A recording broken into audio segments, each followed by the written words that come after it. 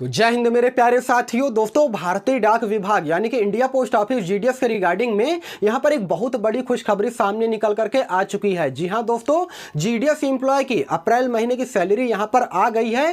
काफ़ी सारे GDS employ ऐसे हैं जो कि कल रात में मुझे टेलीग्राम चैनल पर मैसेज कर रहे थे और मुझे बता रहे थे कि सर मेरी इस बार यानी कि अप्रैल महीने की जो सैलरी आई है वो कितनी आई है। तो आज के इस वीडियो में मैं आपको जीडीएस एम्प्लॉय जो कि बीपीएम, एबीपीएम और डाक सेवक के पद पर रहते हैं उनकी सैलरी कितनी मिली है उसके बारे में जानकारी देने वाला हूं। साथ ही साथ पहले के मुकाबले टीआरसीए में कितना वृद्धि देखने को मिल रहा है उसके बारे में बताऊंगा।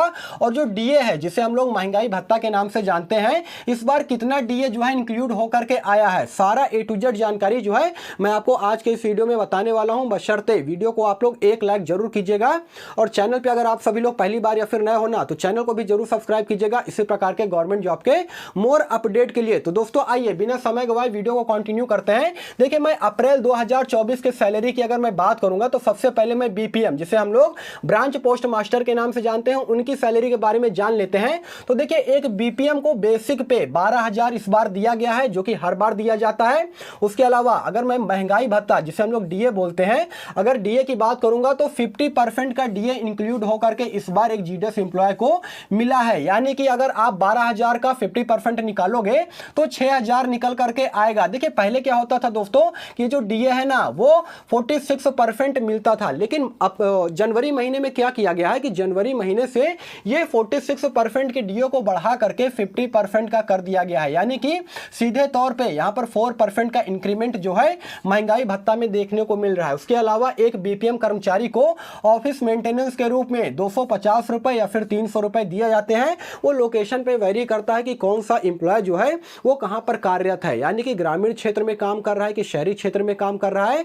अगर वे जीडीएस एम्प्लॉय जो कि बीपीएम के पद पर कार्यरत है और ग्रामीण क्षेत्र में काम कर रहा है तो उनको 250 रुपए दिए जाते हैं ऑफिस मेंटेनेंस के। उसके अलावा जो शहरी क्षेत्र में काम करते हैं उनको यहां पर 300 रुपए दिया जाता है। तो टोटल यहां पर सैलरी की अगर मैं बात करूंगा तो एक बीपीएम कर्मचारी को 18,250 रुपए से लेकर के 19,000 के आसपास यहां पर उनकी सैलरी बनी है। अब काफी सारे बच्चे यहां पर यह सवाल करेंगे कि सर यहां पर कुछ जीडीएस एम्प्लॉय की सैलरी 18,000 और कुछ की 19,000 क्यों बनी है, जबकि दोनों का पोस्ट तो सेम है, बीपीएम है। तो दोस्तों यहां पर मैं आपको बता रहा हूं, देखिए ये डिपेंड करता है कि आप किस लोकेशन पर काम कर रहे हो, ठीक है ना। एक जीडीएस कर्मचारी जो है किस लोकेशन में किस डिवीजन में काम कर रहा है, शहरी क्षेत्र होता है और ग्रामीण क्षेत्र होता है। तो जहां पर शहरी क्षेत्र का जो इनकम होता है ना वो थोड़ा ज्यादा होता है, इसलिए जो शहरी क्षेत्र में जो जीडीएस कर्मचारी कार्यरत है उनको थोड़ा सैलरी बढ़ करके दी जाती है और जो ग्रामीण क्षेत्र में काम करते हैं ना उनको सैलरी यहां पर थोड़ा बहुत कम देखने को मिलता है। काफी सारे लोग ऐसे थे जो कि टेलीग्राम चैनल पे भी ये मैसेज कर रहे थे कि सर ये बताइए कि एक ही पद पे कार्यरत जीडीएस कर्मचारी को जो है सैलरी में इतना अंतर क्यों देखने को मिल रहा है। तो वो डिपेंड करता है लोकेशन के हिसाब से कि आप किस लोकेशन पर वर्क कर रहे हैं, काम कर रहे हैं, ठीक है ना। आपका पोस्ट ऑफिस जो है वो किस लोकेशन पर है। उसके अलावा दोस्तों देखिए, ये तो मैंने टोटल सैलरी के बारे में मैंने आपको बता दिया है। यहां पर बीपीएम कर्मचारी की कुछ कटौतियां भी होती हैं। कितनी कटौतियां होती है तो ये देख लीजिए। तो पीएलआई जिन्होंने करवा रखा है उनका जो मासिक जो कटता है उनका दोस्तों 1700 से लेकर के 1800 रुपए जो है पीएलआई के रूप में कटता है। उसके अलावा ईडी जीआईएस की अगर मैं बात करूंगा तो दोस्तों 50 से 60 रुपए जो है एक जीडीएस एम्प्लॉय का कटता है। तो अगर इस कटौती को अगर काट करके अगर आप जोड़ोगे तो यहां पर ग्रॉस सैलरी बनेगी 16,500 रुपए के आसपास, या फिर यहां पर 17,000 रुपए के आसपास भी जो है किसी बीपीएम कर्मचारी को दिया जाएगा, ठीक है ना। तो डिपेंड करता है कि वो किस लोकेशन पर काम करता है, लेकिन 16,500 से लेकर के 17,000 के बीच में उनको टोटल ग्रॉस सैलरी मिलती है। देखिए यहां पर डिपेंड ये करता है ना, ये जो मैंने बीपीएम की सैलरी बताया है आपको,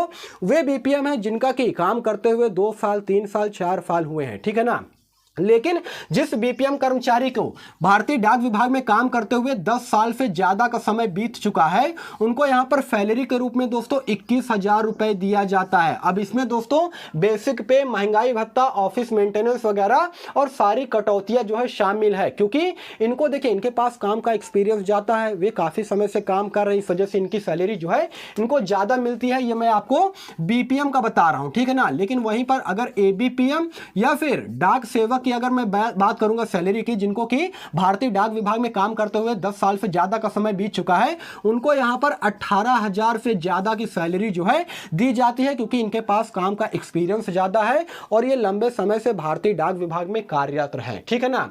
तो ये तो मैंने आपको बता दिया है बीपीएम की सैलरी इस बार अप्रैल महीने में कितनी आई है। अब मैं आपको बताऊंगा यहां पर एबीपीएम या फिर डाक सेवक, वे कर्मचारी जो कि भारतीय डाक विभाग में एबीपीएम या फिर डाक सेवक के पद पे कार्यरत है, उनको यहां पर कितनी सैलरी मिली है। तो देखिए बेसिक पे की अगर मैं बात करूंगा तो हर बार की तरह इनको बेसिक पे 10,000 रुपए दिया गया है। उसके अलावा महंगाई भत्ता की अगर मैं बात करूंगा, जिसे हम लोग डीए बोलते हैं, 50%, यानी कि बेसिक पे का 50% आप निकालोगे 10,000 का तो ये 5,000 रुपए निकल करके आएगा। उसके अलावा साइकिल मेंटेनेंस की मैं बात करूंगा तो 180 से लेकर के 200 रुपए के बीच में साइकिल मेंटेनेंस का दिया जाता है। लेकिन अब अधिकतर क्या हो गया दोस्तों कि कोई भी जीडीएस एम्प्लॉय है, वो एबीपीएम या फिर डाक सेवक के पद पर कार्यरत हो, अगर वे चिट्ठी वितरित करने के लिए भी जाते हैं ना, तो वे अपने मोटरसाइकिल से जाते हैं। अब कोई भी ज्यादातर आप देखेंगे दोस्तों कि साइकिल से कोई भी जीडीएस एम्प्लॉय जो है नहीं चलता है, लेकिन ग्रामीण क्षेत्र में अभी भी कुछ जीडीएस एम्प्लॉय ऐसे हैं जो कि साइकिल से चल, लेकिन दोस्तों उससे कोई मतलब नहीं है। आप साइकिल से चलिए चाहे मोटरसाइकिल से चलिए, आपको जो है साइकिल मेंटेनेंस जो है उसके लिए आपको 180 से लेकर के 200 रुपए के बीच में दिया जाता है। तो यहां पर टोटल सैलरी अगर हम एक एबीपीएम और डाक सेवक की मैं बात करूंगा तो 15,200 रुपए के बीच में बनता है। लेकिन यहां पर कुछ कटौतियां भी की जाती है, जैसे कि सेंट्रल वियर फंड की अगर मैं बात करूंगा तो 240 रुपए, अगर उन्होंने पीएलआई करवा रखा है तो उनका भी करीब करीब जो है 1200 रुपए के आसपास कटता है। ठीक है ना, 1200 रुपए के आसपास जो है इनका कटता है। उसके अलावा ईडीजीआईएस की अगर मैं बात करूंगा तो 50 रुपए की कटौती होती है। इन सभी कटौतियों को अगर आप लोग ऐड करोगे, मतलब काटोगे, तब जाकर के इनका जो ग्रॉस सैलरी बनता है एक एबीपीएम और डाक सेवक के कर्मचारी का, उनका निकल करके आएगा 14,900 रुपए के आसपास। ठीक है ना, यानी कि एक एबीपीएम और डाक सेवक के कर्मचारियों को इस बार अप्रैल महीने की जो सैलरी आई है, जो टीआरसी आया है,